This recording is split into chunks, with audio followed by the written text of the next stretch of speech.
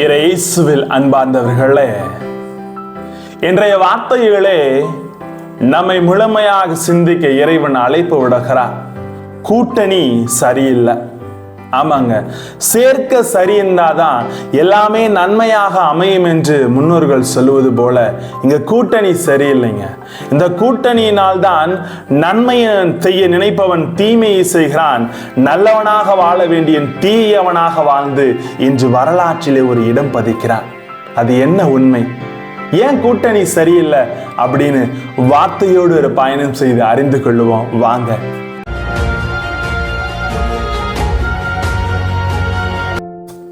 Praise the Lord.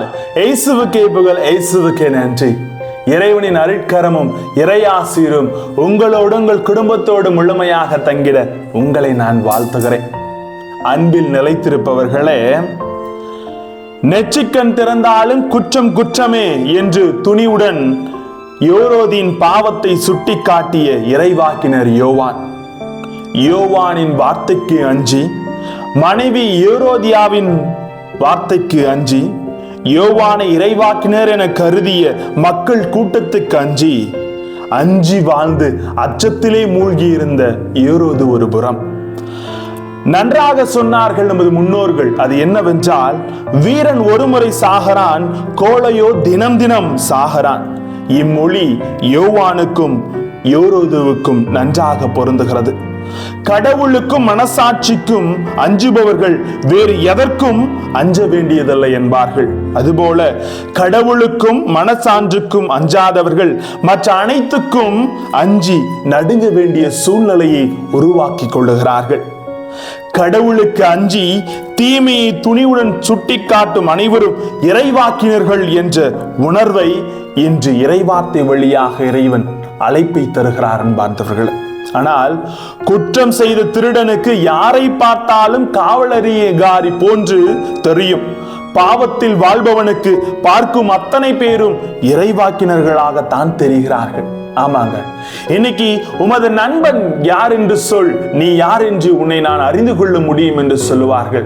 நம்மை பற்றி தெரிந்து கொள்ள நமது சுற்றத்தாரும் நமது நண்பர்களையும் சூழ்நிலைகளை வைத்துமே நம்மை மதிப்பிடுகின்ற உலகத்தில் இருக்கிறோம். ஆம் அன்புக்குரியவர்களே, அந்த ஏரோது நல்லவன் தான்.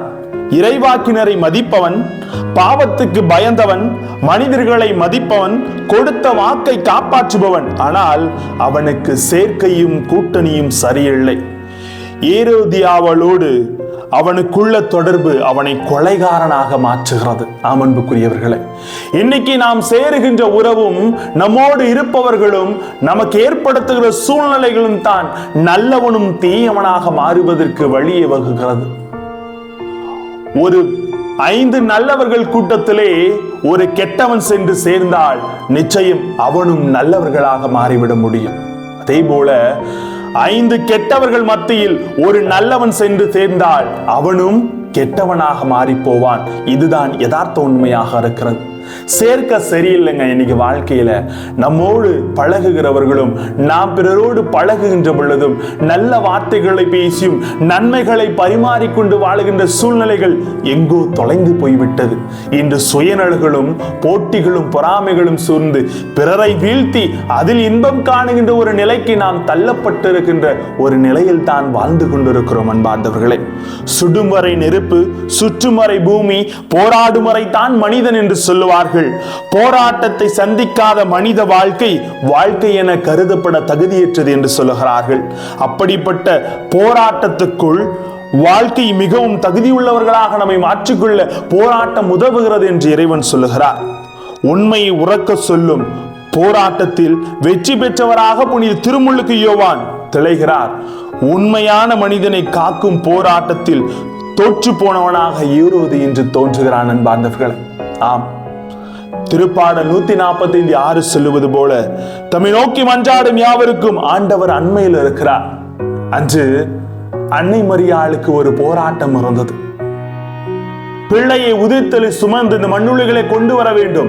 யூத முறைப்படி திருமணமாகாத ஒரு பெண் கருவுற்றிருப்பது குற்றம். அவளை கல்லால் எறிந்து கொள்ள வேண்டும். ஆனால் இந்த போராட்டம் நிறைந்த வாழ்க்கையிலே இதோ உமது அடிமை ஆம் என்று சொல்லி அந்த போராட்டத்துக்கு உட்பட்டு மீட்பரை இந்த மண்ணுளிகளை அவள் கொண்டு வந்தாள்.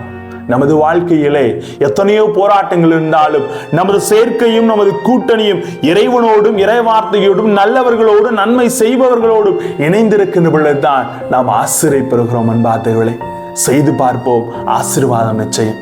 ஜெபிப்போமா? அன்பு இறைவா, எங்கள் வாழ்க்கையிலே நல்லவர்களோடு இணைந்து நன்மைகளை செய்ய தூண்டுகிற மனிதர்களாக எங்களை உருவாக்கும். இப்பேற்பட்ட சூழ்நிலையிலும் உண்மையை உரக்க சொல்ல மனிதர்களாக எங்களை உருவாக்கியுள்ளும் ஆண்டவரே. குடும்பத்திலே உண்மை பேசி, பிள்ளைகளிடையே உண்மை பேசி, வேலை செய்கின்ற இடத்திலே உண்மை பேசி, நாங்கள் திருமுழுக்கு யோவானை போல நல்ல பங்கை தேர்ந்தெடுத்து நன்மையிலே திளைக்க எங்களோடு தங்கும் ஆண்டவரே. Praise the Lord.